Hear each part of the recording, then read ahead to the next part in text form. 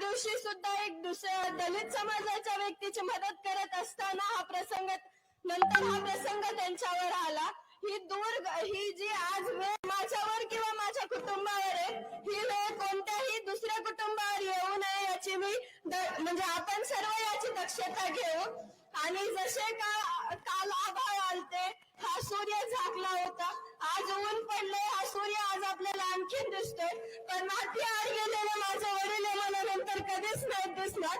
आणि त्यांचे हे बलिदान आपण व्यर्थ न जाता तुम्ही सर्व म्हणजे आपण सर्व एक आहोत, तुम्ही पण सर्वांनी एक या, माझ्या सोबत राहा, माझ्या कुटुंबासोबत, आणि माझ्या वडिलांना न्याय मिळवून द्या.